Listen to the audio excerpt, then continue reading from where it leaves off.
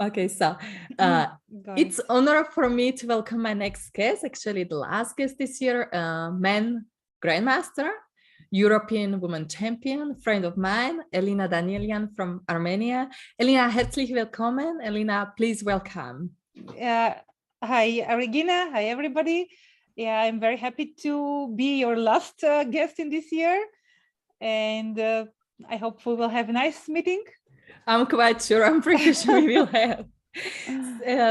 Elina, when I went through your chess biography, I told myself that there is actually not much that you can still achieve in chess, especially not in Europe. You know, you got it all. You won basically everything. And when we talked to each other, you also told to me that actually winning the European Women Championship was your biggest dream. It wasn't really like a world championship title, but it was this woman European title, but it was also a way long to go, and prior to this you had to go through many obstacles in the past few years, like you lost your European title 2015 in the last round. And I must say that I really admire your motivation and such a strong will that you didn't give up, and I would really love that you share your story with our viewers and with our fans out there.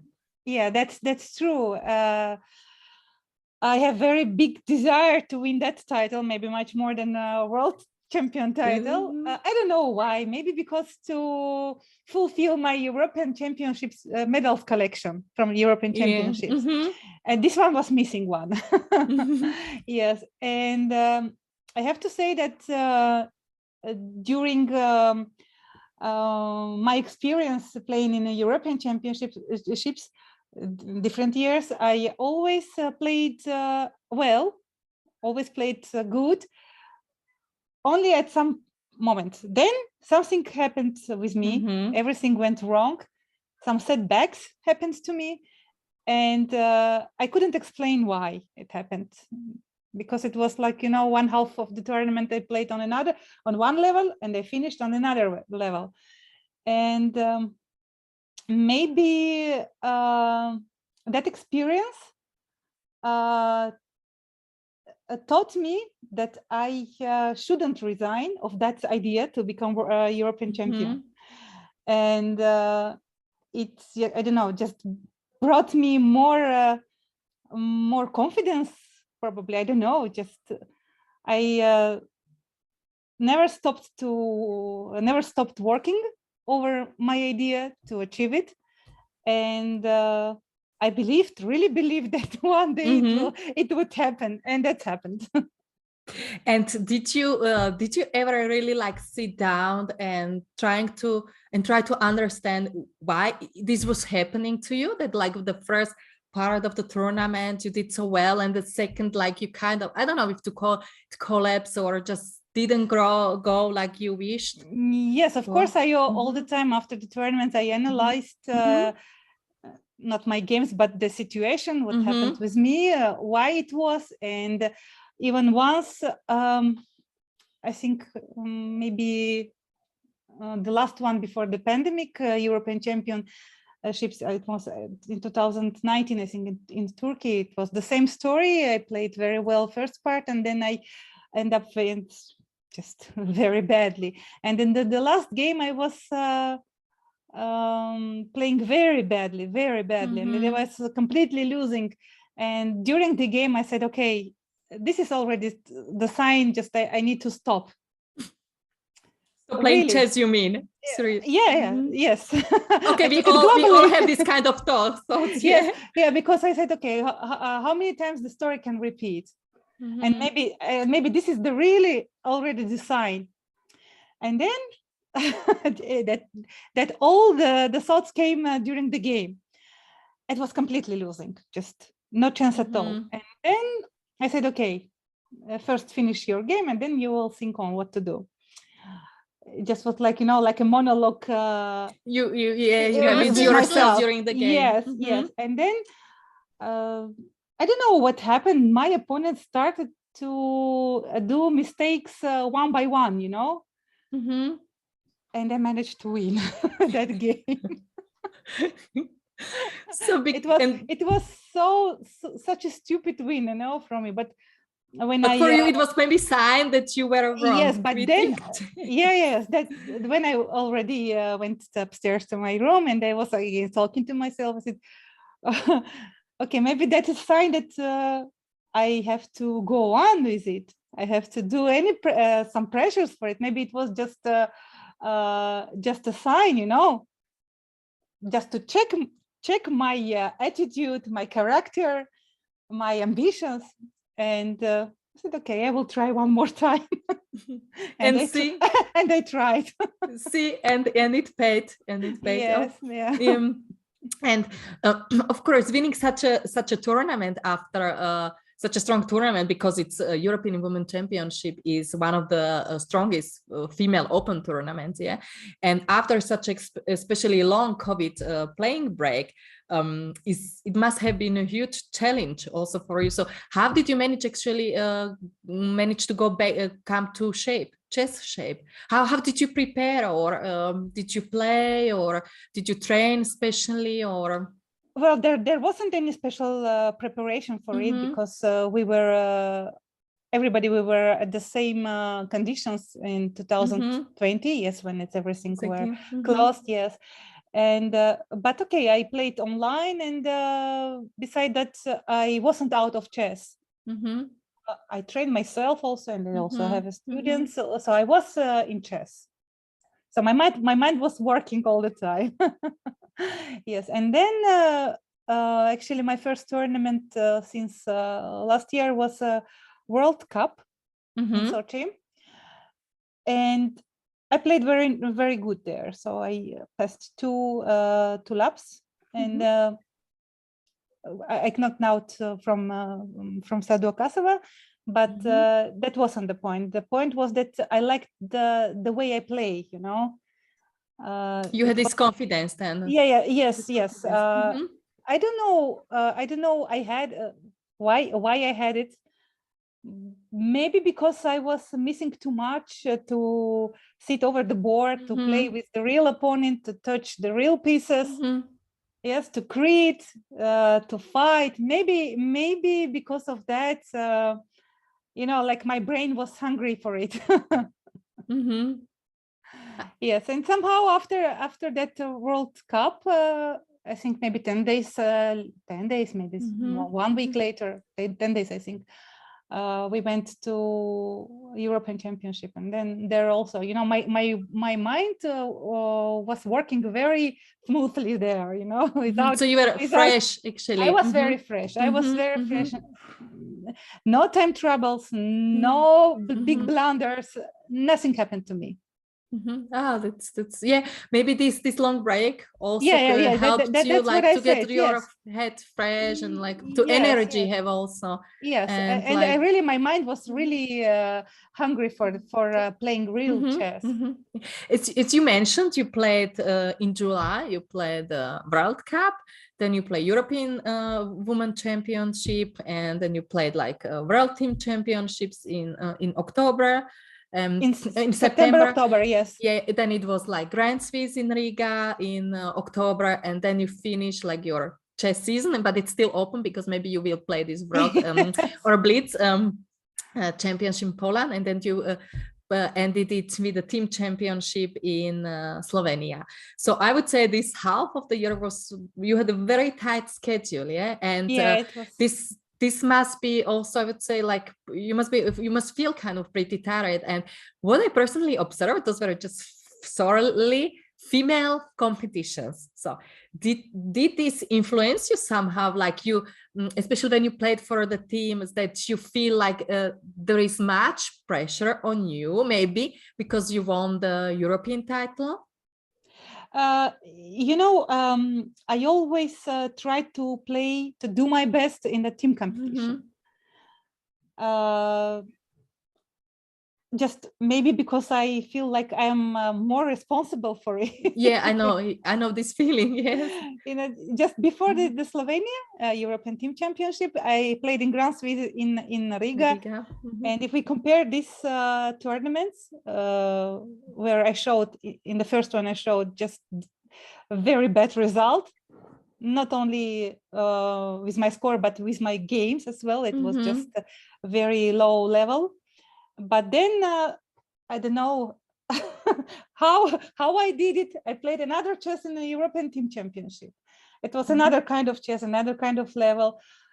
I think it's because that was the team competition. And, you know, like when I need to play team competition, it's like, you know, I always prepare myself for it just in advance, that it's a team one, and I need to be more responsible for it. So it's not only I play for myself. Yeah, but just we were unlucky there. My result wasn't enough to show good results. So the girls did bad there. But it's the European Team Championships also is very strong tournaments, because they are playing basically also the first board is usually very strong, because you have like this is the first board. Almost each country has a very decent player, you know. The second one is sometimes also good, but sometimes it's like huge difference. And you somehow, when you play Olympiad, you have, I can say that you have like some rounds off, you play like some, maybe some weaker teams, but at the team championships, it's like you cannot really take this day off, because it's every day you have to go like to full. Yes, but I took one day off. It was the first round. And how is it like with the current COVID situation? How was the atmosphere if you compare it like with the previous ones?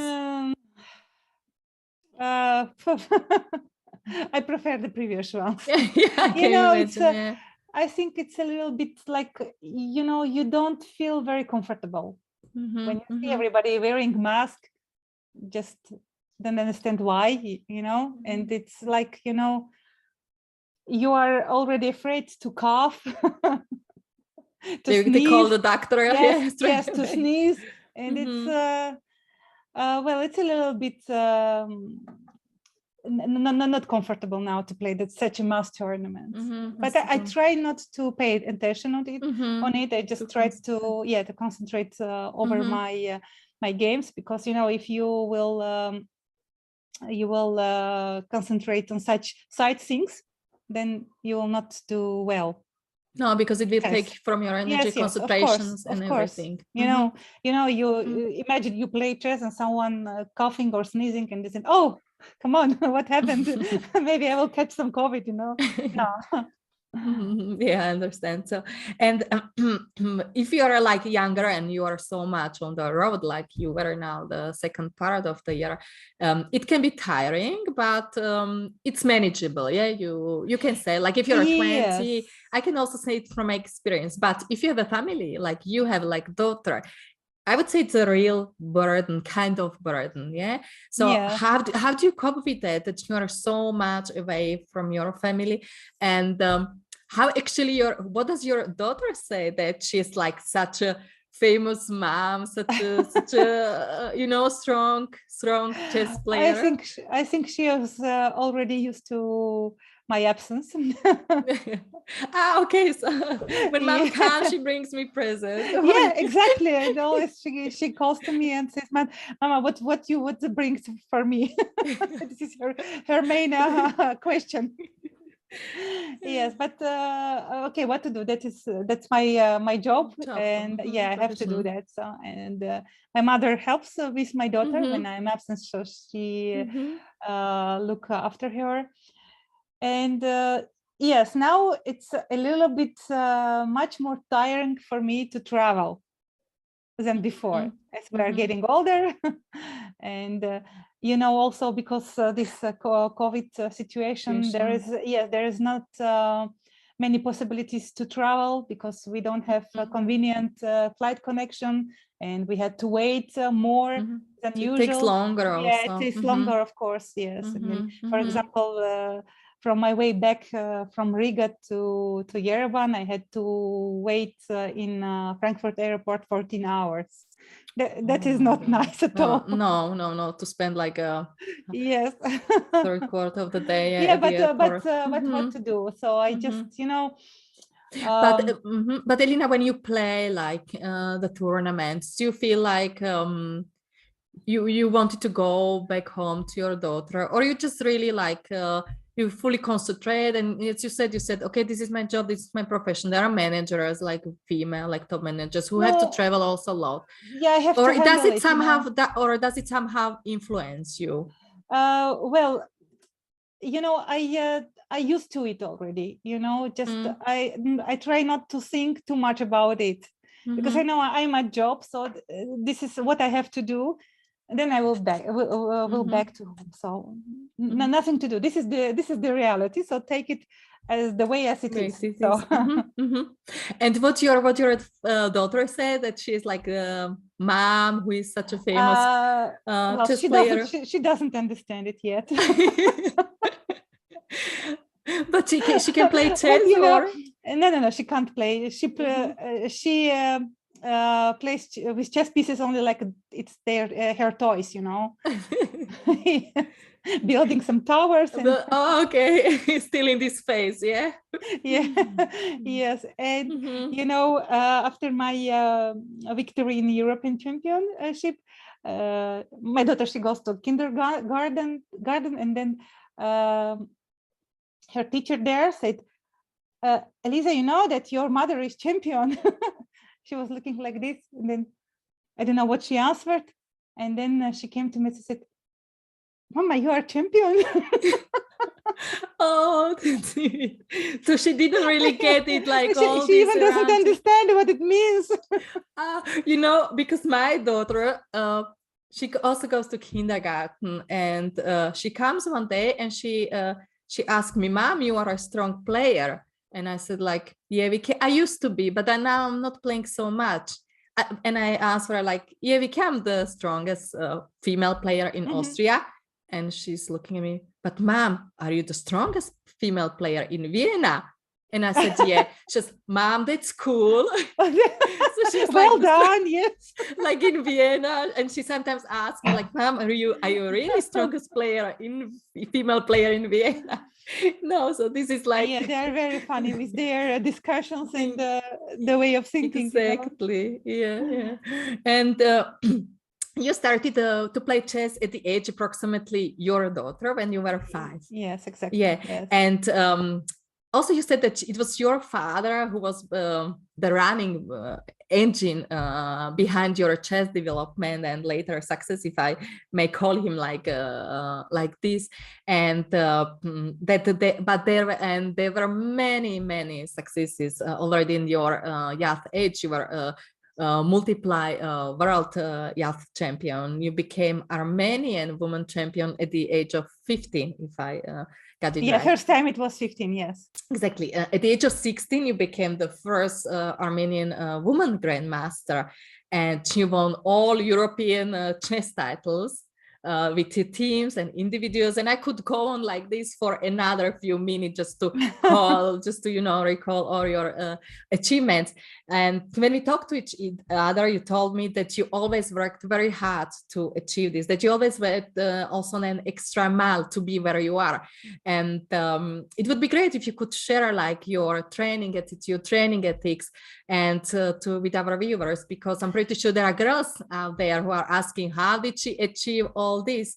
And we all know that talent is one part, but hard work is actually the most that bring you so far. Yeah, exactly. You know, in my case, I can assure you that my father played a main role in my chess career.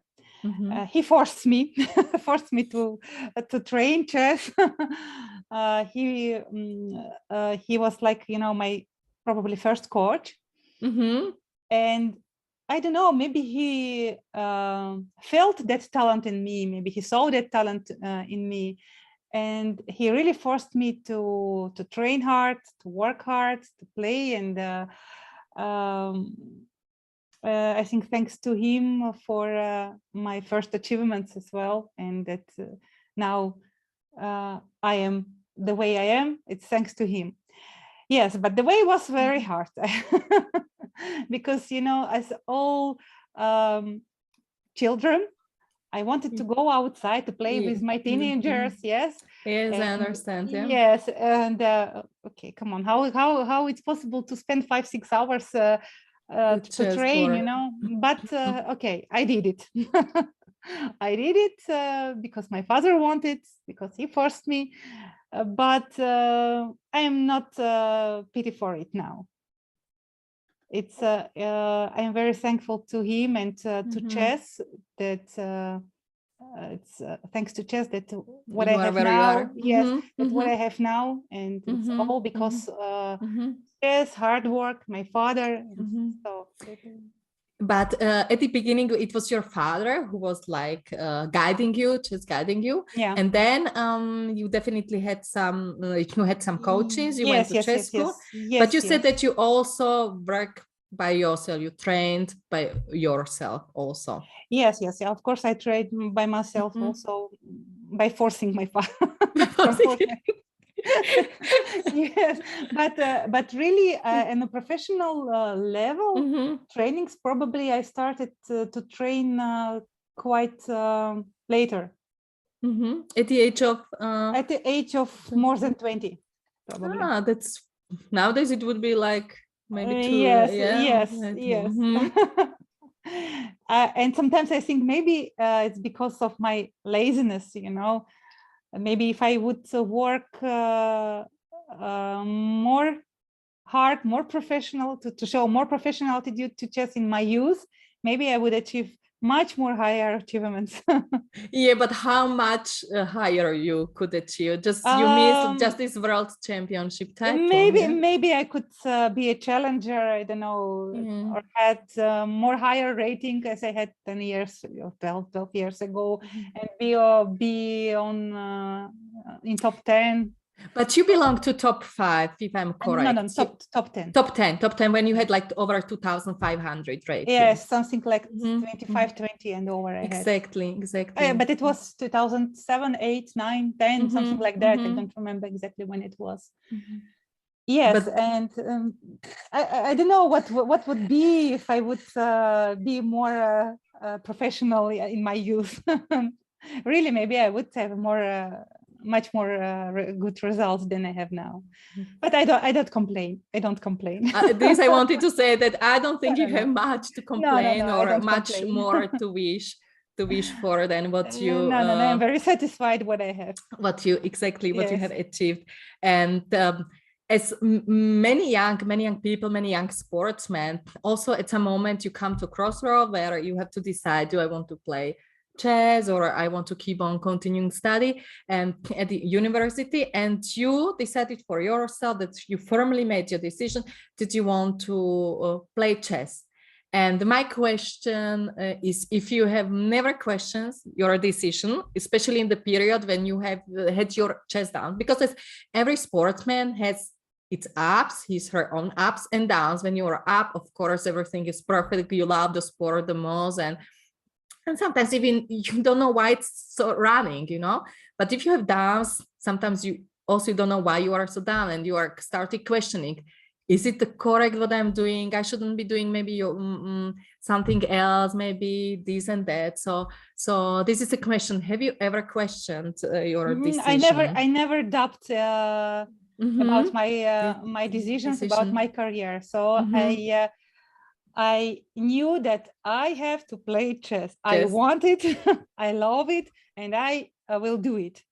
That was very obvious to me, and that's why I choose chess life. Chess life. Yes. Oh, that's perfect. Yeah, that's very admirable. Because there are so many. I never. Okay, of course, I was upset from downs. But how did you try to go through these downs? How did you try to work on because them? I took them very normal. So I didn't. They belong to. Yes, I didn't panic about it. I said, okay, it's a sport. I can't be always on top. I can't be always on high level. So it's a normal, it's a sport. One day you are up, one day you are down. And where you're down, you just sing on, what you have to do, on what you have to work to go farther up. You know, it's all the downs, you know, brings next ups, you know. So it's that's why it's normal. So it's just life, it's a sport, and it's like, you know, stairs. Your career is stairs, and it's, you just have to accept it, you know. Yeah, exactly. But the other thing is, if the sports, then it's not your hobby that you tell you this yourself, but if it is a profession, because, you know, it's your way of earning also money, you know, so the pressure is, of course, like more on you, I would say, that if you have like this down. But I'm quite sure that there are plenty of players, female men player, who are when they have downs, that they start to questioning the decision and maybe saying like, why I didn't pick up normal job? I would have like a regular salary. This is like very unsure, you know, and this is also very admirable. Like, have you faced them? Like, did you like very reasonable, you know, like you don't look at this like from this negative point of view, but you try to learn something, like, and you keep yourself like, yes, try to be optimistic. Yes, I always learned from it, and you know, I always I am the person that don't like, you know, to be at the work at 9 o'clock, let's say, and go at 6, you know. I'm not that one. I'm quite sure that many players are not like this. Yeah, I couldn't imagine myself to working in some office or doing another paper job, you know.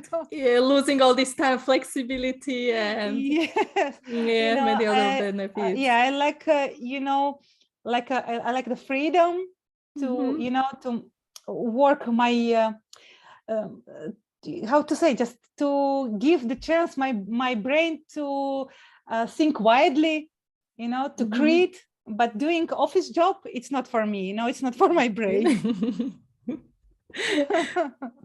And when I was preparing for this webinar, I read an article about you, and there was one statement from you that immediately got my attention. And then, if you allow me, I would like to read it now. Sure. So I can speak for other Armenian players, but chess is my whole life. It's a world where you can realize yourself, discover yourself, try out your abilities, and believe in your own strength.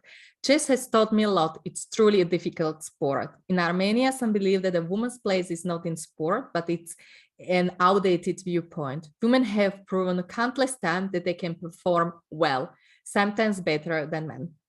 So we must leave this ancient viewpoint behind and continue to go forward. Women play a significant role in everything, including chess. And Elina, I have to say that you're a perfect example of what you said, because you achieved the highest possible title in chess, and that's men grandmaster. There are only few women that can boast like with this title. And you became the first Armenian woman grandmaster, and you motivated many young girls to start playing chess in your country. You gave them courage. You showed them that if you work hard on yourself, you can touch the chess sky. And that was not easy in the chess country like yours, because you had the like Tigran Petrosyan, who was, nobody could get me wrong, he was like exceptional player, a world champion, but it was country strongly dominated by the men.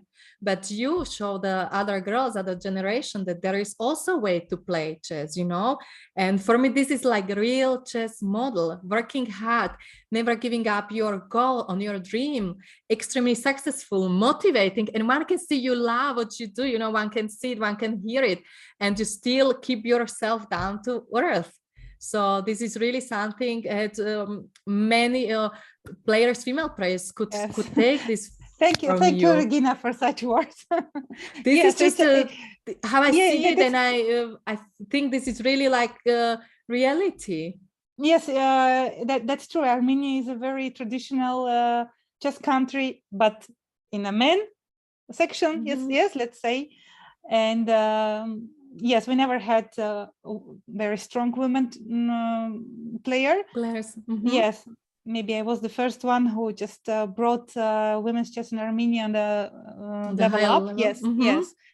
And Well, I never paid attention about it, that, our men are stronger and what I'm doing here. No, I just did my job, as I said, I wanted, I always tried to show that there is also women chess in Armenia. And this is very strong message, to other girls. And then there were other young players like Lilith Mikretian, who is my age, that came then after you, and also he became very strong female chess player. Yes, and now we also have many, not that much, but few girls. We have very good ones, and I hope they will show good results. And I really, really, really hope that this my win in the European Championship will motivate more girls, brings more attention, yes, to more girls. Yes, they will. They will train chess, train hard chess, and also go for their dream. Why not?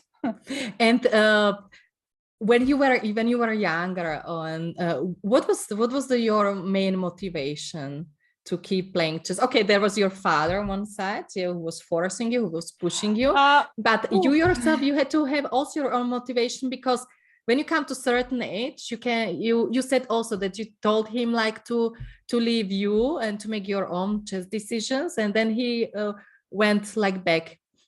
He pulled back, yeah. So what was then your own motivation? To keep on playing? In my youth, as I remember, I like very much to travel. This is like many girls are saying, like, yes, I like to travel. Yes, and to travel, to see countries, to meet people of different nations.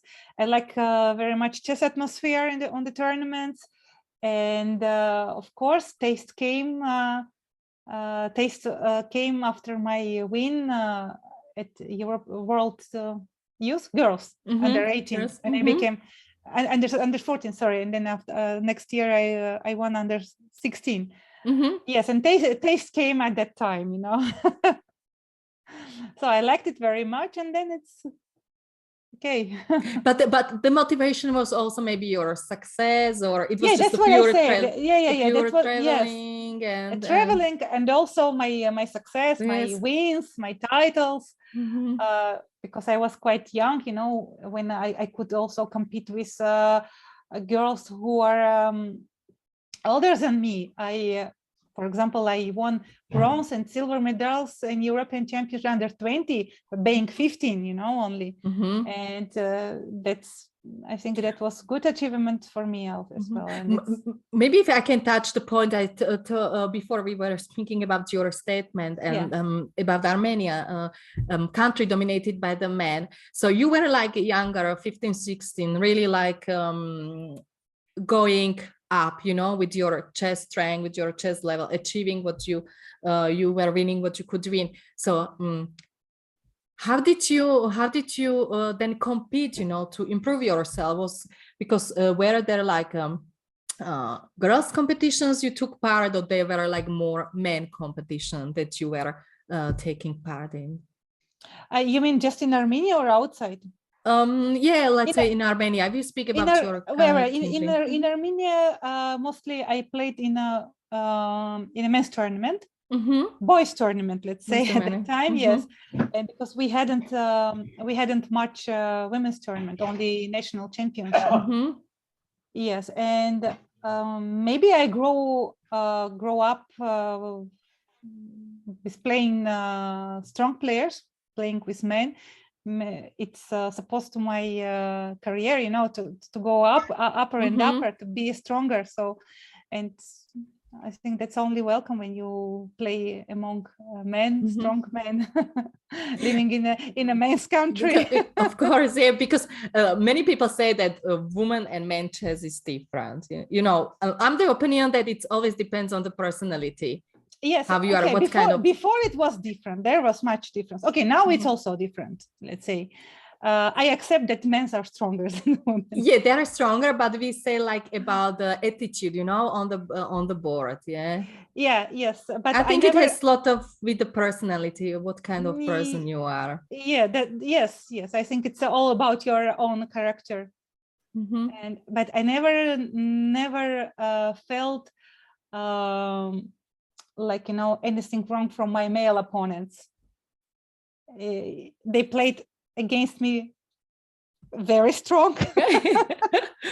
Huge extra motivation. with extra strength, you know. It wasn't like, oh, she's a woman and of course I would beat her, and never happened with me.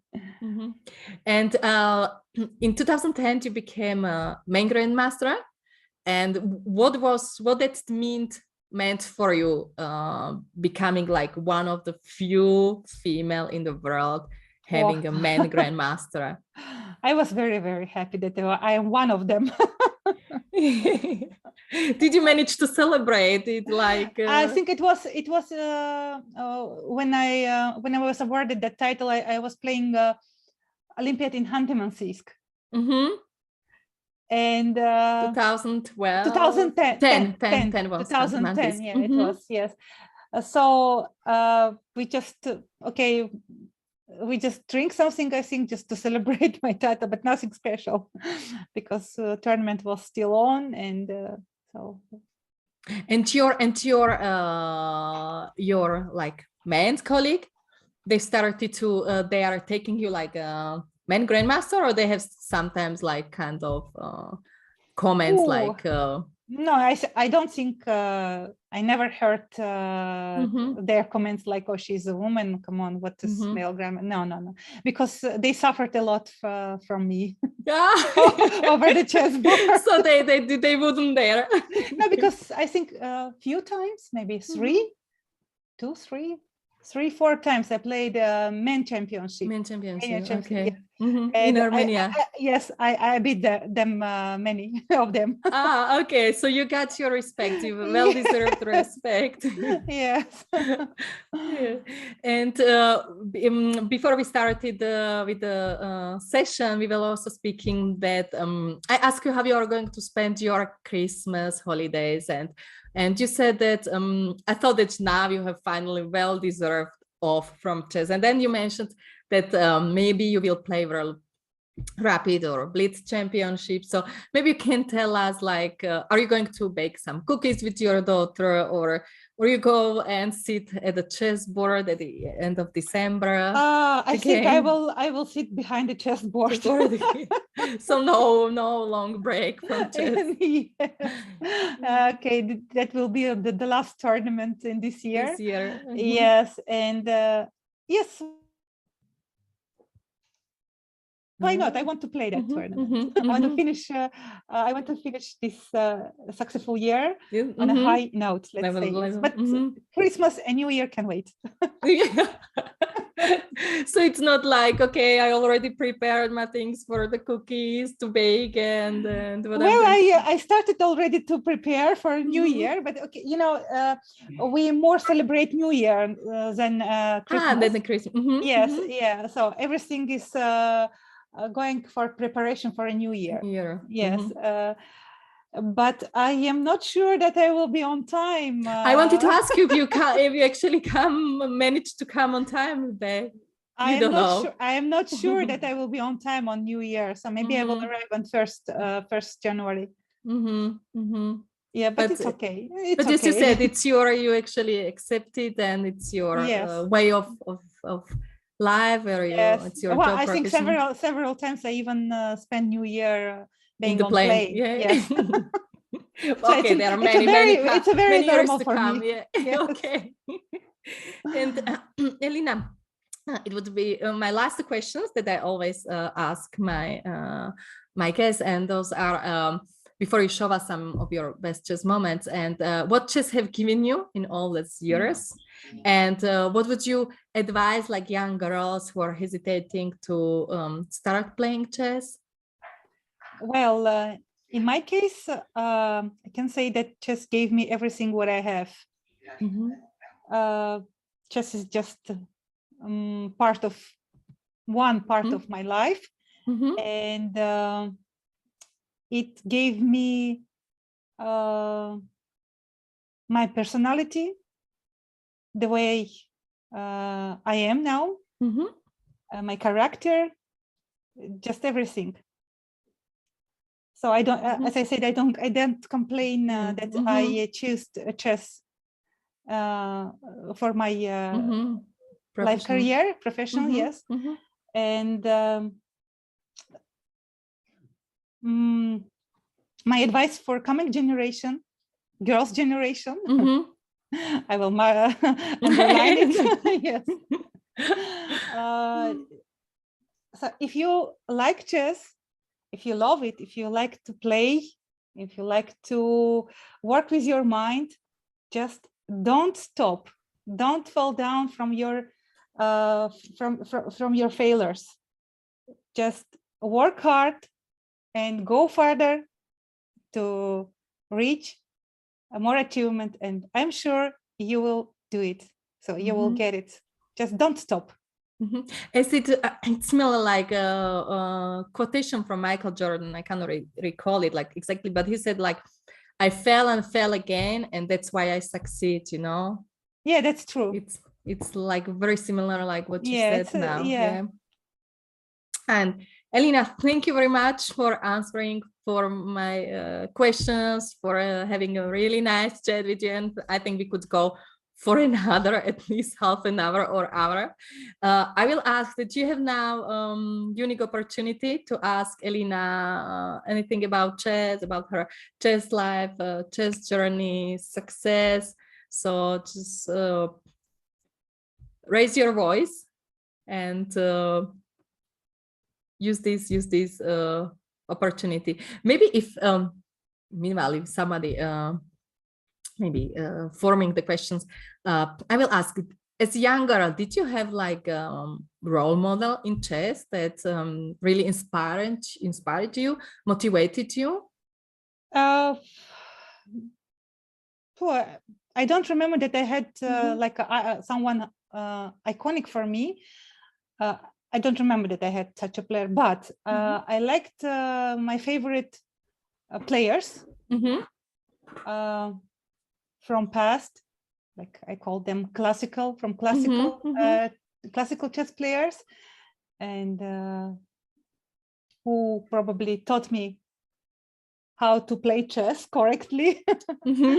So my favorites are that was Capablanca,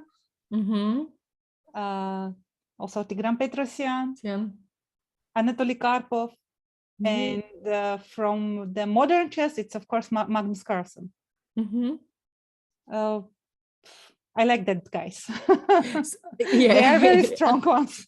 Yeah, but probably my favorite one from the names I said, it's a Karpov. Yeah, it's also mine because also. Yes, because you know his style, it's very much suits to me. I understand it perfectly, like you know, like I understand what's going on, why he played that, why he played this. Exactly, you know? It's understandable, like this position with the tactic. And what I have a problem, I have to say, with the young generation of the guys, they play sometimes such a crazy chess that I don't even understand what's happening, you know, on the board. And I don't know, is it still part of preparation or just created at the board? And now it's such a sometimes mess. And it's difficult to understand, you know, because with the engine, chess goes on another level. It's a little bit more core exact one, you know. Just it's not like you should think more widely, you know. It's like about move here, move there, move here, move there. Yes, it's all about it. And now you what you really must have, it's just a good memory. Yes, exactly. Good memory and good computer and good engine. And Elina, there is hello Regina, Elina, very nice interview, motivating, inspiring, and funny too. So I'm happy to hear it. And how many hours you train daily as 15 years old girl? When I was young, when I was young and free and had a lot of time, I trained 6-7 hours daily. Oh, that's a lot. Yeah, that's a lot. but how did you manage? Because you had to go to school. So you came back from school and then you sit down? Yes, exactly, yes. Okay, so now I understand, like when you said like no. The school was secondary for me. Okay, already such a young age. Yes. So your father, he put the priorities. Yes. Very clearly, I can see yes. now. Okay. And when you were such a young girl, have you ever tried to like stand up and like at the age of 13, 14 and against his will? And or I read that you tried many times. I tried, but he was an authority. Yeah, I wasn't lucky at it. Okay. And you also told me that you have like students that you are working with them. Yes, and, I have a few students with whom I work, and they're quite strong. and how strong they are? I think they're about not 2,000, 1,800, something like that. And is this like additional extra pressure on yourself when you're playing and they're looking at you, they're watching your game, expecting like that you prove what you are telling them, that you show it also. It's extra pressure on me because I have to show wise chess because I know my students are watching me. And sometimes also it happens that when you finish game, some of your students just type you message, Elina, you really missed that move. You really missed that. No. But with win, they congratulate me. Okay. So they are with lose, they try to support that. It's okay. Never mind. Okay. It's a funny, and I like them very much. Yeah, that's great. Maybe it's also kind of like something completely different, that just playing yourself, and now you have the possibilities to give people what you actually learned in all those years. Yeah? Yes, and I like it. Yeah, I can completely imagine. Do you have also girls, or usually they are mostly? I have one girl, a very talented one. Yes, Peter, do you want to ask something? Yes, hello. Okay. Hello. Okay, thank you very much. I came just late, I'm sorry, because I was busy. I couldn't come sooner. So maybe you already spoke about this, but for me, it's in Czech Republic. Now we are starting some conception about the women chess. So we had long discussions today, yesterday, 2 days ago. So, and for me, it's very important. I want to ask you, Elina, if you come back when you were young, very young, I'm sorry. How did you come to your passion? Because it's easily, I'm in chess also very deeply, and I love people who are in, and it's very easy to recognize from you in a few seconds that you are absolutely in chess. What fantastic. But if you come back, how did you get it? Because I think, for example, in our federation, we are taking care a lot, but the level and from my point of view, the level and many girls stop at 15, 16. They have international master, grandmaster coaches, but they stop even. So I don't know if the coaches are bad, but it's possible because I don't think it's about the coaches. It's about your nature. It's about your character and about your priorities. I don't know. In my case, I said I knew for sure that I want to play chess. So that is it. So I never had a doubt that I have to, I don't know, stop, play chess, try anything else. My daughter is here. By the way. Hello. Hello. Ciao. Yes, it's all about it. So just to just to put the priorities, you know, if you want to do it, just do it. If you want to do another things, you have to do another things. You know, chess is very, you know, egoistic sport. You can't divide yourself doing two things. You know, chess will never forgive you that, you know. It's really very egoistic. It wants you all, you know. You got my point, yes? I hope. Of course, I understand. Yeah, but if you know, it's like, you know, my father always said, you know, let me translate it correctly. It's like, you know, I can't translate it correctly. It's like, you know, chess will give you all back when you give the same attitude to chess, and it exactly works. Okay, but how did, if I can, Regina, if I can speak just to this question, because I think it's a very important one. But how did you get it? Did you get it from your father, or did you get it from some fantastic game, or how did you get it? Because maybe also from my father, but and I said maybe because of my my success. Because okay, I had that success at a very young age. I think I became international master when I was 13.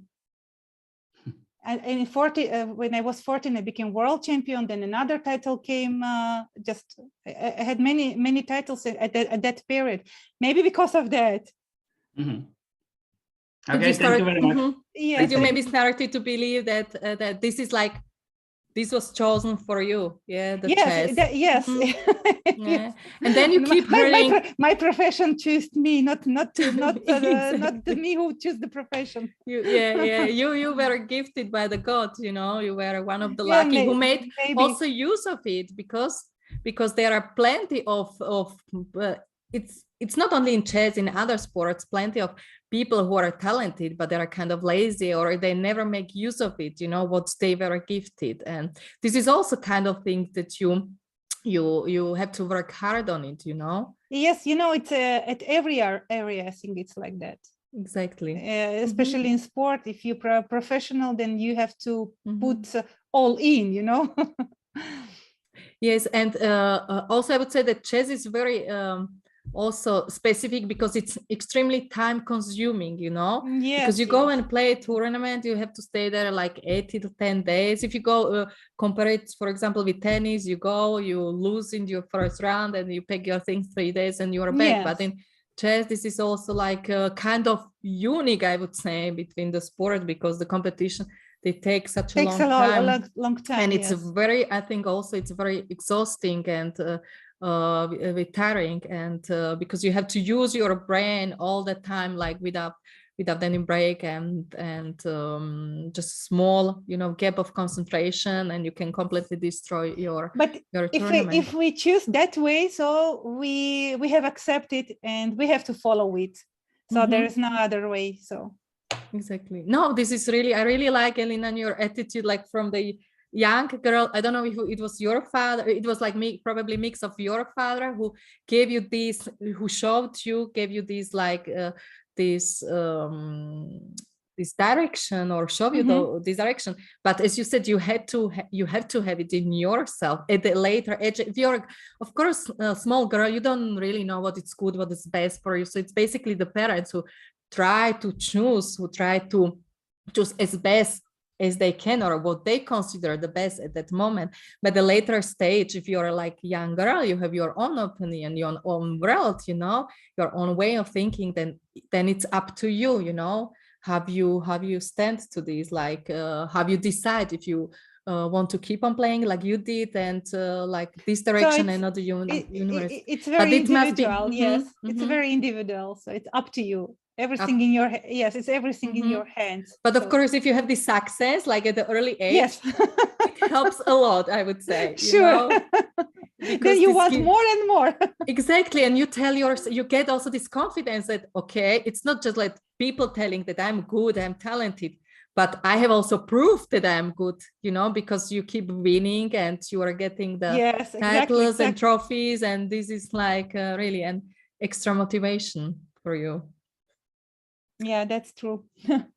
Are there any questions? Maybe from other participants?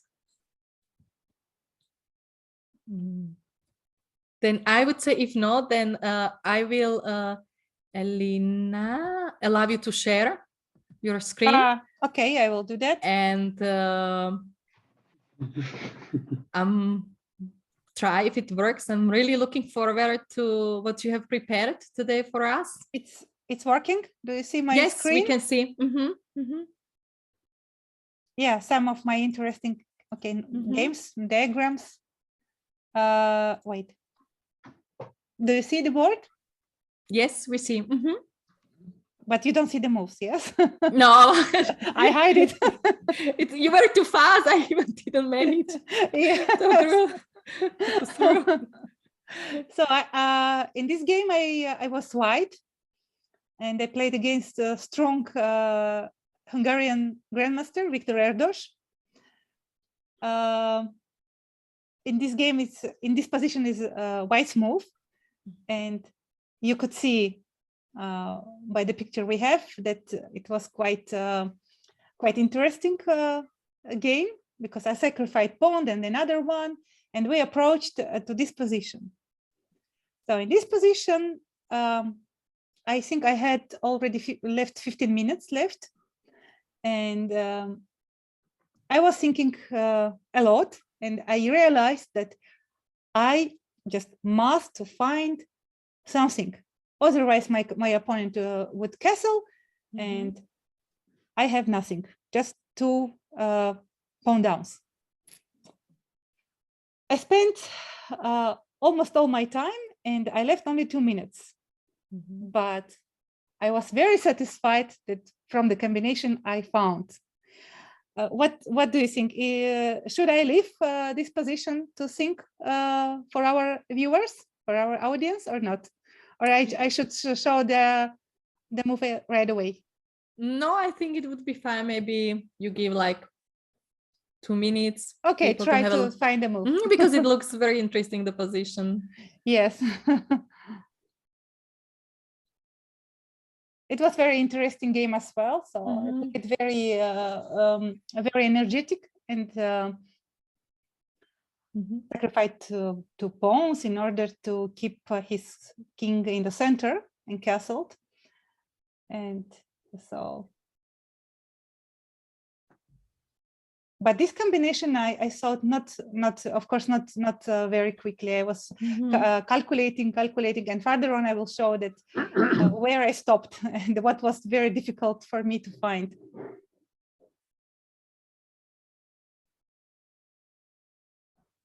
So the main idea is not to give a chance for black to castle. And you won the game, or? Yeah, I won the game. You won the game. I won very nice game. Because just if castle, then it's just over. Nothing special for me. Well, maybe some compensation, but it's not serious.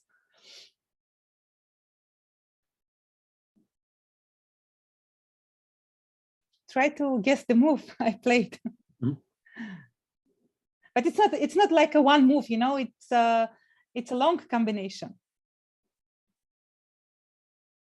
But if you find just the first move, then it will go itself. We have like bishop e7. Bishop e7, exactly. Yeah, Susie, perfect. Yes, bishop e7, exactly. Because as I said, the main idea is just not to allow black to castle. Bishop e7, and so what to do now? G7 is hanging, b4 is hanging, and king in the center. Of course, black hasn't anything more clever than taking on e7. He took on e7. And then whole combinations followed. A check here. It doesn't matter where he would go, on f7 or f6, doesn't matter, because next move is rook f7. Take, check. King f6 here. G4.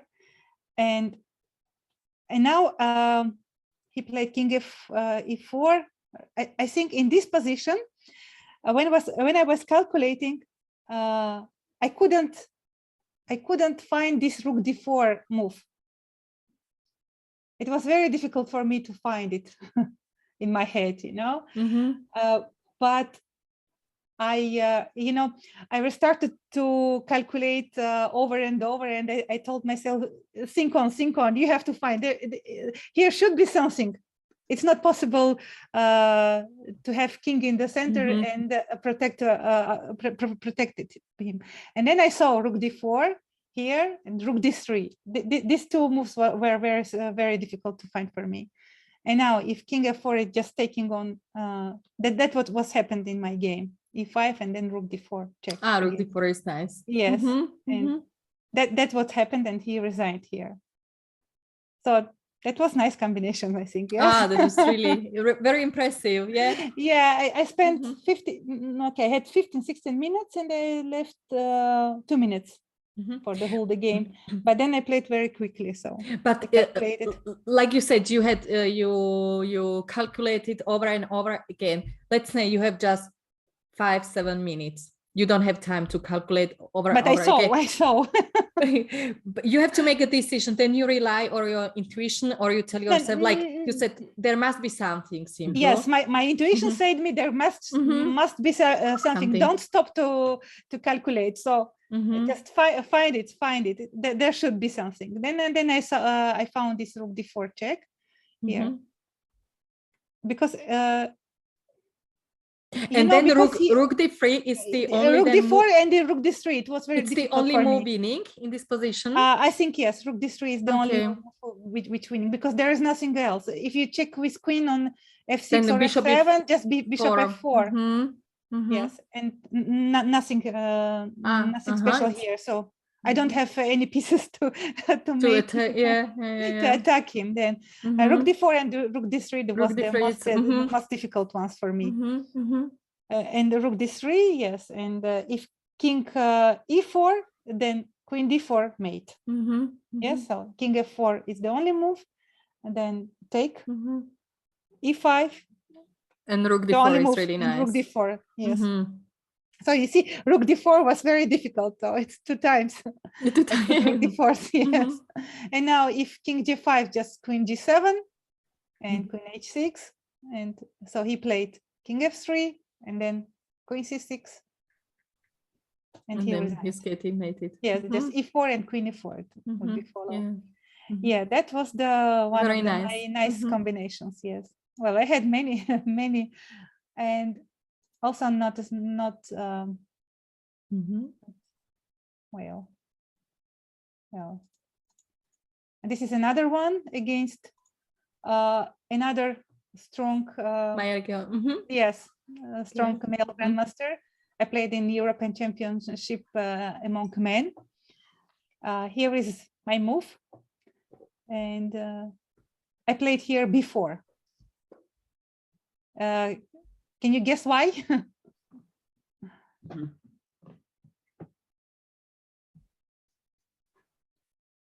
I played before.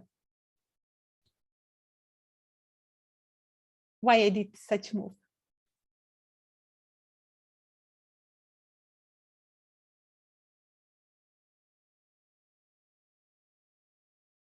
What would follow on knight d7?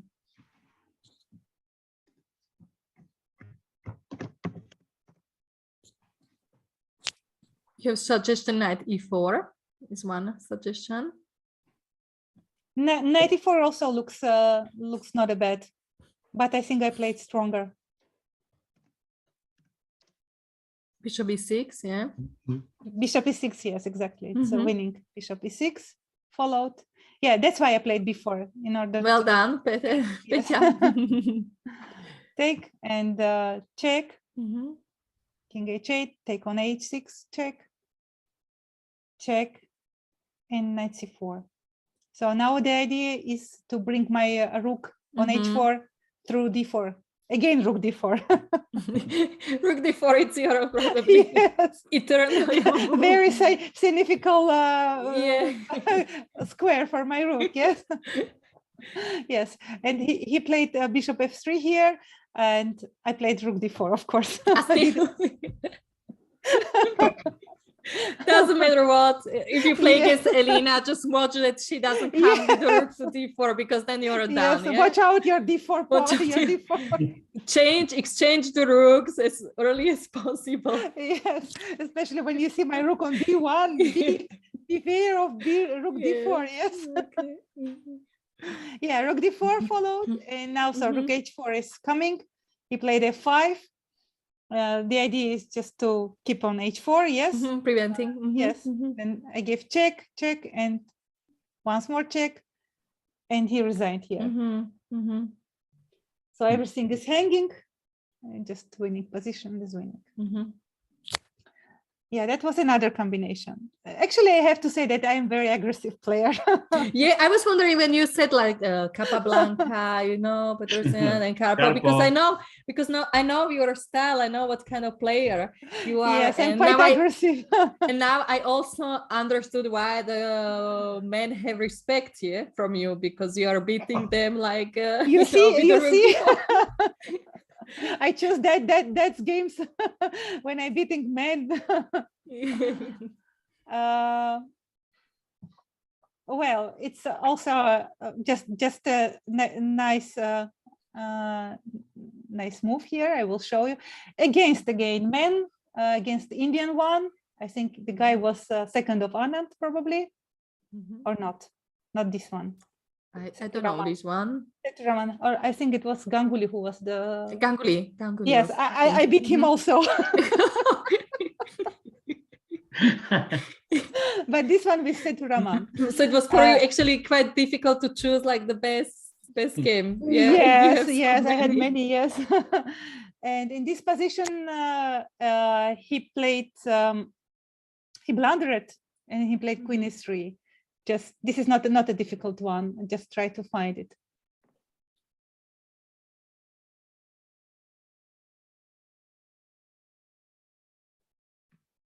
I think this Indian guy, Seturaman, I beat him in this tournament in Isle of Man in Grand Swiss in 2019. Then I beat him in a blitz in Moscow.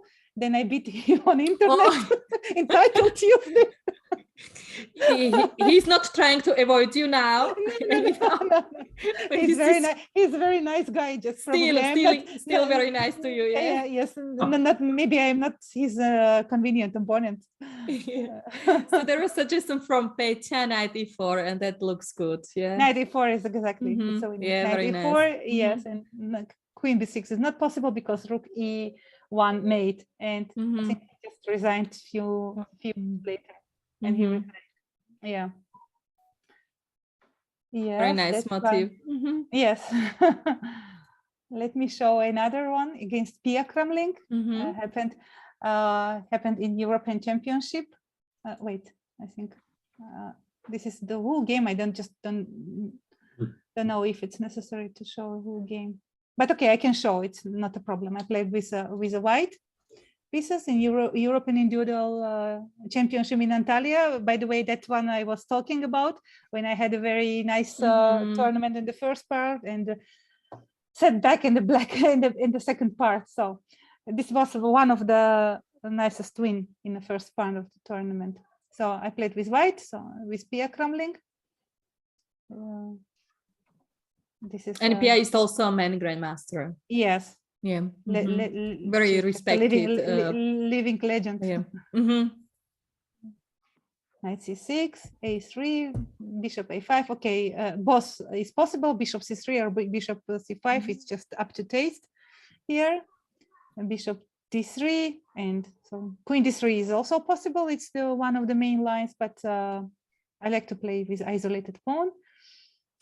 That's why I played queen d3, bishop d3, and I like to attack.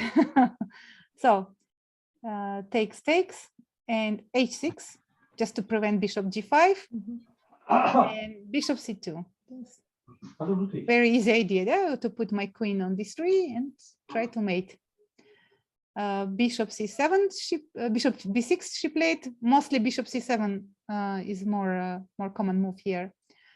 And bishop e3, knight e7, knight e5, just ending with her.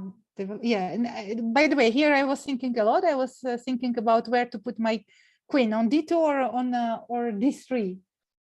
Both were very tempting for me, but I choose on d2 in order to have somewhere sacrifice on h6. Yes, bishop c6, then rook d1, knight h7. And okay, this position is, I think, very good for white. All possibilities is okay. Just bishop f4 or rook fe1 is okay. It's just a very nice position. But you know me. You sacrifice on h6. Yes, yeah. I couldn't resist, and I took on h6. I took on h6, and she believed me. She believed me, and she played knight d5 here. What I was calculating, let me show you. Yeah, if takes on g takes h6, it's the most important move here. So also there was two possibilities for me. One, taking on h6 with knight f5 is the only move because h7 is hanging. I take d5, bishop e8, rook d3, queen f6, and queen f4. That the position which I calculated during my sacrifice, and I thought, okay, I had enough compensation for a piece, and it's very playable for white. That was one of the position I was thinking, and the other one was just to play d5 right away. So if knight d5, black has few moves here. If bishop d5, just take on h6 now, because now knight f5 doesn't work and it's winning. Yeah, the same happened with with knight d5. I think it's yeah, this is one, I think the best one. No, the best one is bishop e8, sorry, and knight d5. This is also a winning, and the best move is for black here is just to go bishop e8. Bishop e8, then d6, knight g6, knight f5, then take and d7. Yes, and if knight g6, then d7, take, f5, take, and take. So that was the second position which I wanted to play, and I thought, okay, first, you calculated all this. Yes, I calculated. Yes. When I played bishop h6, then I am obliged to calculate till the end. Yeah, but it's like difficult position, you know, to calculate. It's difficult position because there are few choices for black to yeah, but okay, I thought, okay, first let's try. Was for me was very obvious that I would take on h6, and I calculated it, and then I thought, okay, let's see what she would do on bishop h6. But she, I don't know, maybe she also calculated everything what I did, and she decided just to play knight d5. So both possibilities for me after taking on h6 or playing d5 were very playable. Was with good compensation, just with attack, initiative, everything. Yes, and probably she afraid of that, and she just played knight d5.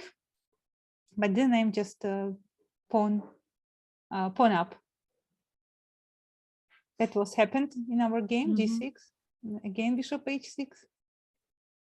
Yes, last piece come to the game. Rook fe1. All my pieces are in participating in attack. Take, and she took on h3. So another nice move. Try to guess.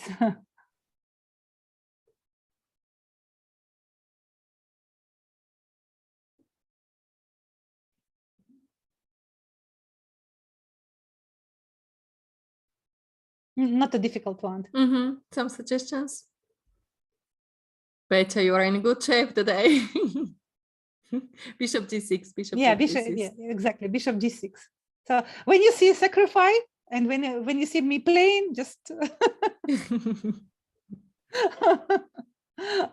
always say that, because it will work. I like to sacrifice, especially when it's working, you know. Yes, take, and then queen a6, knight g6, and queen f5. I think after knight g6 she resigned, and so it's mate. So that is another nice win. So you see, I'm quite aggressive. Yeah. You don't remind me really Capablanca, you know. Yes, but Capablanca, he was well, we know for Alekhine, you know, and this yes, for Alekhine, yes. But Capablanca, you know, we know him as a positional player, exactly, yes, yeah. but he was master on a small combinations. Okay. Yeah, like not a long ones, not in just 1-2 moves, but just, you know, just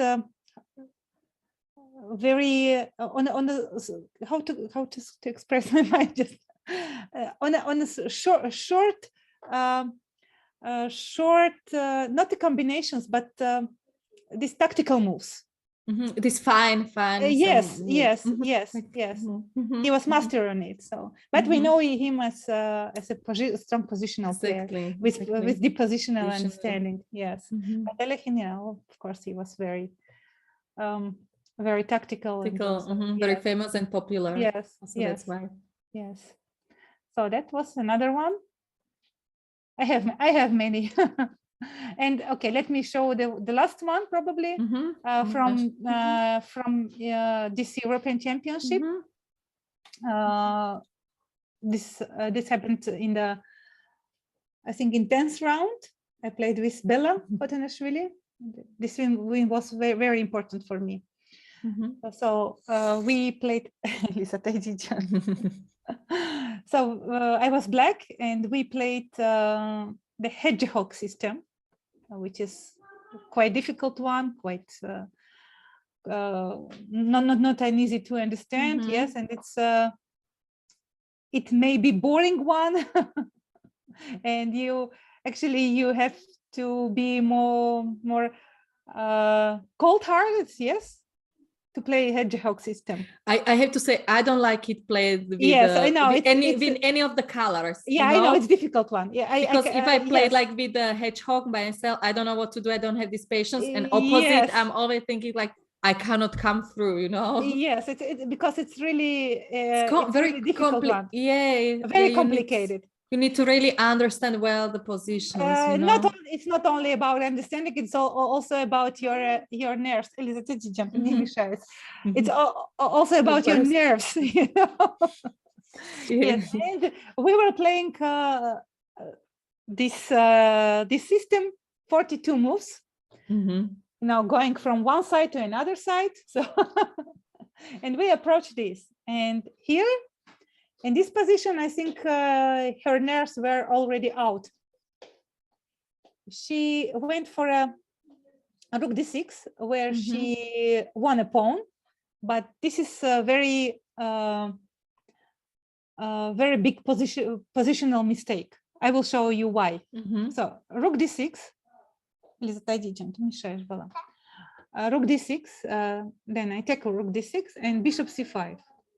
So white is pawn up, but after giving my exchange back, rook c5, queen c5, rook d3, and take. After this, I think white is close to losing. I saw your game. I saw this one. Yes, because you know, the black squared bishop is very strong. Monster. Yes, it's a very strong one. And after e5 move, okay, if a white on time to play e5 themselves, then it's okay. It's just pawn up. But with e5 and black squared bishop, the white pawn structure is just ruined. You know, white need to take on f5 and bishop c5 check. Yes. She played king h1, but actually king f1 was better. Rook d2, knight d5, and just what I need is just to bring my white squared bishop into the game. Bishop c6, rook b1, and just play king g7, to put my pieces on a better position. And after knight d6, okay, bishop a4 was enough also, but as she was in a time trouble, I thought better to keep it, to keep position, to play more,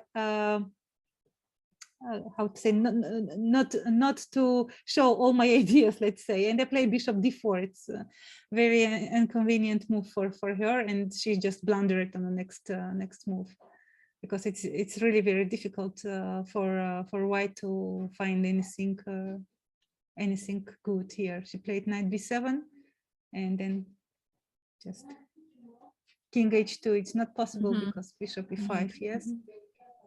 And then it's just, yeah, that this was very important point for me, this win. Yeah, very nice play. Yes. And also the idea with e5 then immediately. Yeah. You mean you mean in the end game here? Yes. Exactly. Yeah. Yes. E5 is very important. Yes. Otherwise, if white would play e5 themselves, then I think black does not have anything. Well, maybe some compensation, but not much. Then you have also problems. Due to black's H7 yes. knight. Yes, h7 knight is out. Yes, it would take some time to bring it into the game. That's why. So a5 is. I think e5 is also a strong move. But the most important was to take on c5, because I could give back. I think I could give back my exchange on d6 probably also.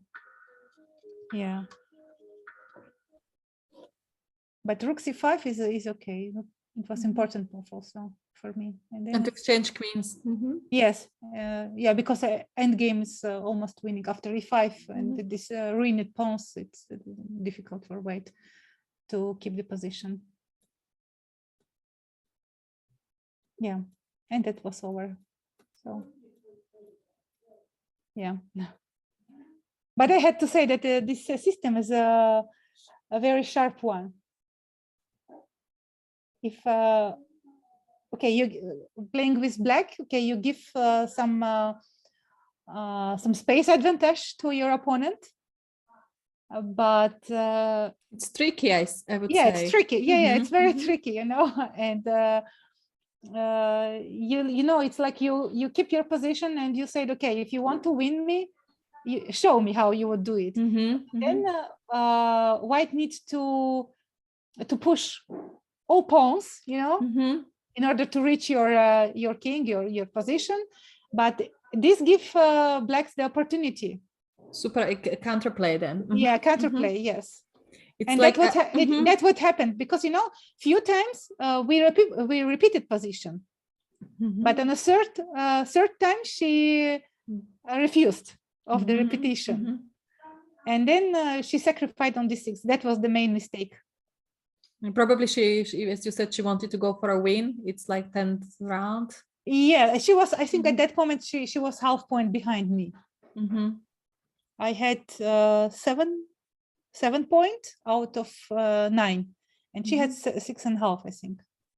Yes. And yeah, with white, you know, of course, you want to push and try to go for a win. Okay, I wanted to keep my position. I mean, in my racking position. I mean, because I knew that in the last round I would have a white pieces, where I would have more chances to win. Yes, but when I was preparing for that game with my coach, I told him that if it would happen, I would play hedgehog system. So it's up to you. Do it if you have the nerves to play it. Yeah. So that is. Yeah, sure. Yeah, Pecha, come on, go on. Elina, very nice games. Thank you. I just wanted to ask you, my friend Sergei Movsesian, living in Prague. So he told me about when you won the Olympiad, how famous, how fantastic feeling it was when they went by in cars, and there was thousands and thousands of people. can you tell me the position of the women chess in Armenia? Also, thanks to you, because I hope you will come to Prague next August for European Championship. It will be in Prague, yes. Yes, yes, yes. It's the second part of August. You have to defend the title, Elina. Do you have exact dates or not yet? Yes, it's written. It's 21 to 30, but it's written on the webpage of European Chess Union. Okay, I'll check. So I just wanted to know, how is the position of the Armenian chess, women chess? Because, for example, in Georgia was very famous before, and these days, maybe thanks to you, it can be a fantastic position also in Armenia. Yes, we of course we are a little bit much more modest. We have modest positions than our men, because their success much more higher, of course, and it's okay, it's normal. Yes, and contrary, if we see our neighborhood country, in Georgia especially, it's just the other way around. You know, they have a very strong women's chess tradition due to Nona Gaprindashvili, living legend also. And here we had the men's, because we had Tigran Petrosyan. So it's balanced. Yes, and women's chess, we never had such a big team achievements. Okay, once we became European champion, it was in 2003, but it was only once. Our men, they did 3 times probably. They became Olympic champion, and also once they became world champion. So it's of course it's a much more big achievement for them, and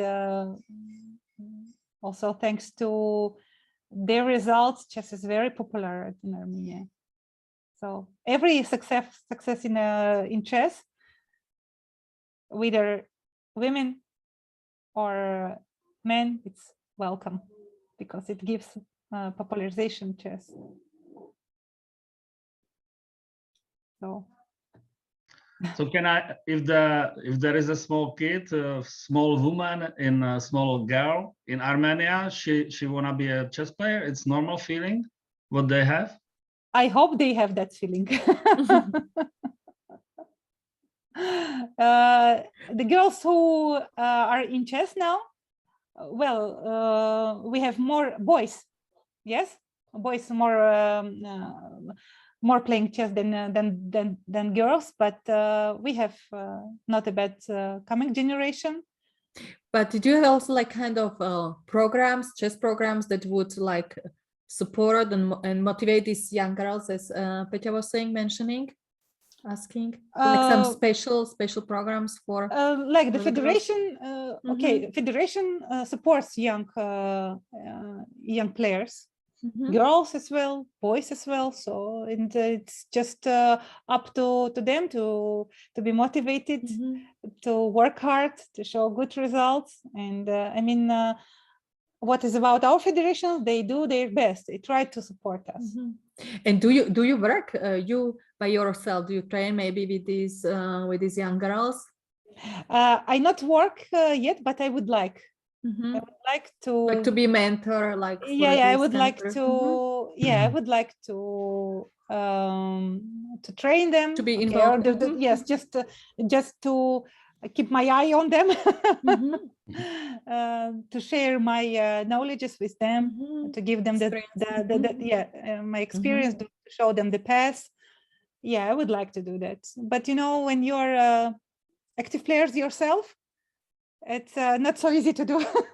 Not so much time, not so much time. Yes. Anyway, when they ask for some advice, they're always welcome. So can I just one more small question? Sure. Did you have women coach on your career, or I don't know now? You mean individual coach? Yes, if it was a woman. And I never had woman coach. Okay, never had. But this is very typical, like for many strong girls, that I never had a woman coach neither, and for me it was something so natural that I was training like always like with the men. I never even like questioned it or was asking myself why I'm not, why I don't have a woman coach. In my youth, like, for example, in my youth, I even never heard about good women chess coach. I learned chess from from very well-known coaches. I work with mostly with Russian coaches outside, but I never heard about women chess coach. I think nowadays maybe it's a little bit maybe now different. Nowadays maybe there are more women coaches because it's a little bit changed now. The situation with women's chess are a little bit changed because there are many strong women chess players. But Petya, if you say like if you take Czechoslovakia, can you recall any like female woman like strong coach that you say? I don't know. And Elina, do you know the names? Can you give me some name of strong women coach this time? Do you know someone? Because well, I don't know, but I know that many strong grandmasters, they give lessons. Okay. So it's individual also then. And the Georgian like the chess legends, let's say the generation. They all have men coaches. I mean, if they are now maybe now they are at some age, but maybe let's say 10 years back, if they were working maybe like not even with the I never Georgian. heard. It's interesting. Maybe they had inside of Georgia, but I don't know. Mostly whom I see from my rivals, they come with their men coaches. And because we are like in Austria, we put a lot of attention on women chess, girl chess, to support, like to promote and to motivate girls and women playing chess. And do you have in Armenia a women commission for chess? Well, of course we have women commission, and I think I'm included in it. So what's your role? What's your job there? Well, nothing special, just to discuss things like usually we do everywhere. So it's still nothing special. But but it's in fact it's really difficult when you're an active player yourself. It's difficult to combine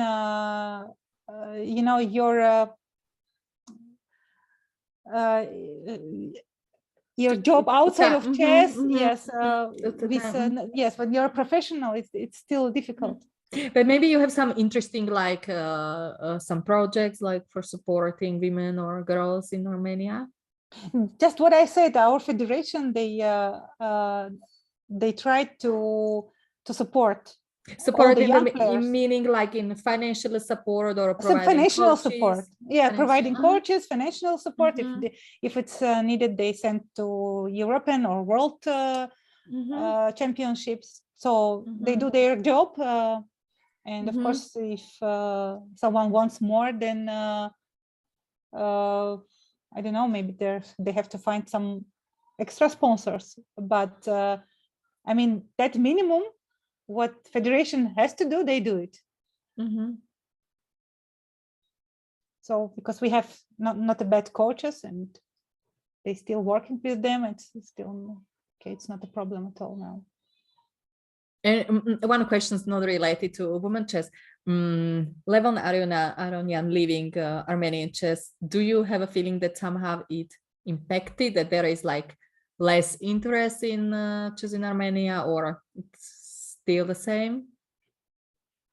No, I think it's still the same. Chess was always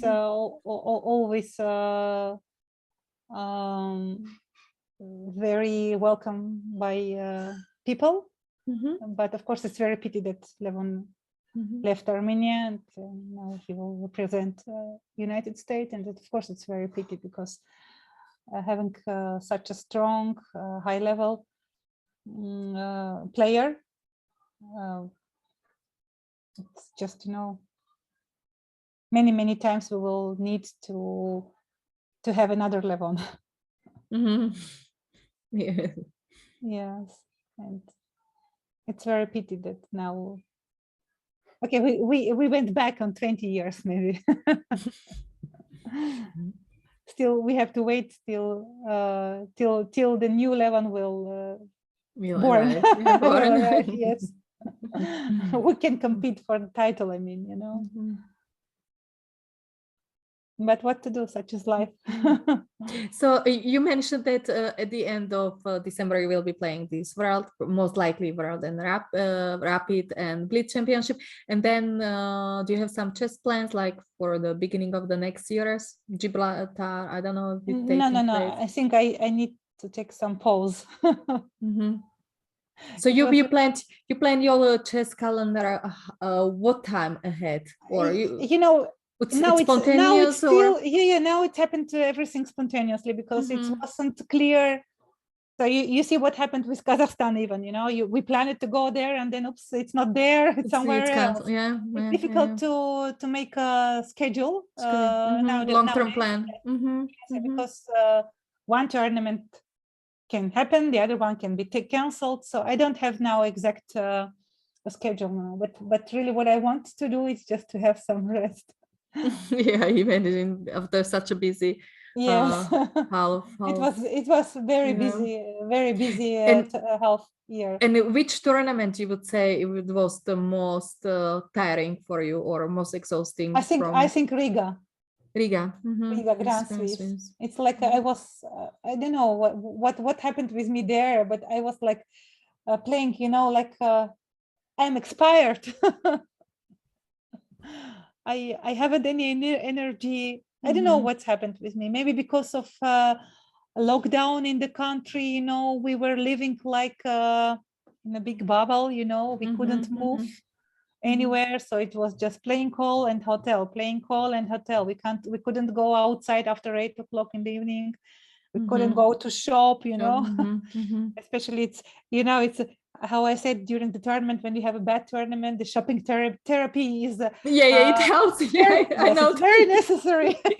And so we were out of it, and it was just, you know, well, it's difficult to explain. It's just okay, not nice, but anyway, our organizers did their best. Yes, and everything went smoothly on a high level. So, but do you also notice the difference when you play like these female tournaments like Grand Prix, or it was a European Women Championship, or if you play open tournaments with a man?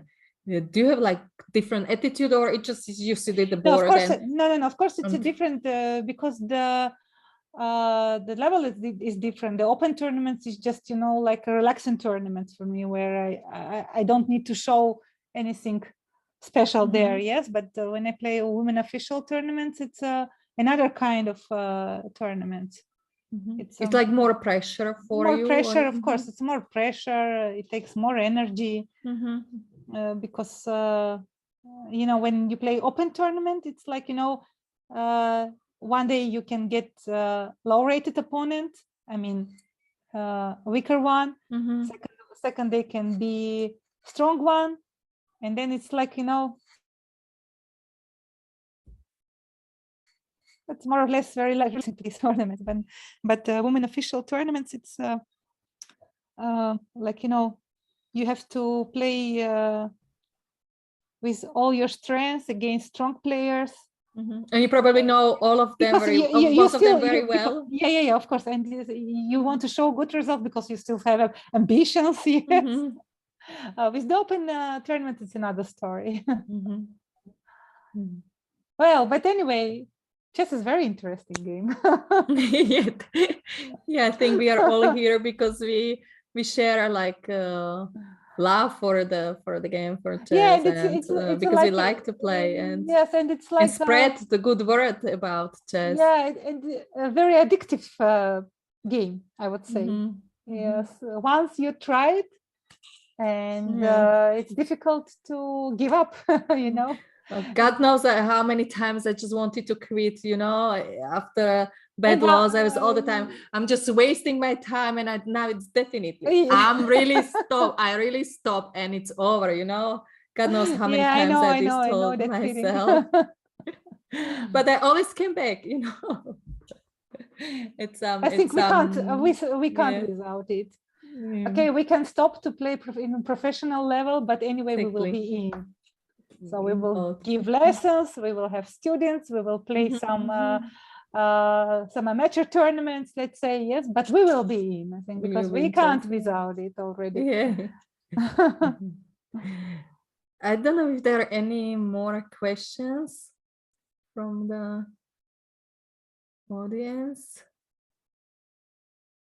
And then if not, you may learn much more. Mate is saying you may learn much more from a game you lose than from a game you win. You will have to lose 100 of games before becoming a good player from Capablanca. Yeah, that's true. But nobody, I think, likes losing. This is another. Yes, but we have to accept that fact. Exactly. Yes, exactly. Yeah. So then I would say that we will end the session now, because Elina, she has also another duty today. She was invited by the Romanian Federation to join their chess gala online, and they invited like an honor special guest because she won European Women Championship in Romania in Jahr. So this will be definitely another nice opportunity to speak about your title again, and to refresh the nice memories and a little bit about yourself. But I'm very happy that you took time for us today. It was really, really nice talking to you. Really, you showed us beautiful games of yours, and now I completely understand the huge respect from the grandmasters and from other players. Guys, watch Rook, you know, Elina's Rook when she's wide, especially the square d4. It's the message from your game. And I would like to say once again, thank you very much, Elina. Really, it was great talking to you, to see your chess journey, to learn from you, you know, and because, as I said, for me, you are a real chess model, and one can see and feel the love and passion you have for this beautiful sport. Thank you to Regina for inviting me on your webinar. And especially that I'm last one, yes? Yeah, exactly. You were the Christmas cake. Yes, thank you for that opportunity to share my chess life, chess career, my experience with you and with the audience as well. And I'm quite sure we see each other at I hope so. I'm not so active anymore, but I want to keep playing. Maybe in Prague. Maybe in Prague. I will come as a guest to have a look, but I'm afraid not playing anymore.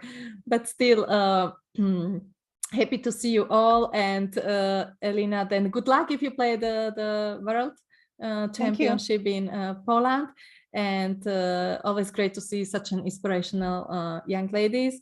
And I want to wish you all Merry Christmas. Have a beautiful days with your family. Yes. Enjoy the time, and I hope to see you again next year in when I want to promote really like inspirational young, doesn't necessarily need to be young, but ladies who are involved in chess, who are playing excellently, and who just spread the love and passion for our sport. Yeah, and I also would like to wish everybody who present here, and not only you, just everybody, to have very successful next year, to be always in negative case.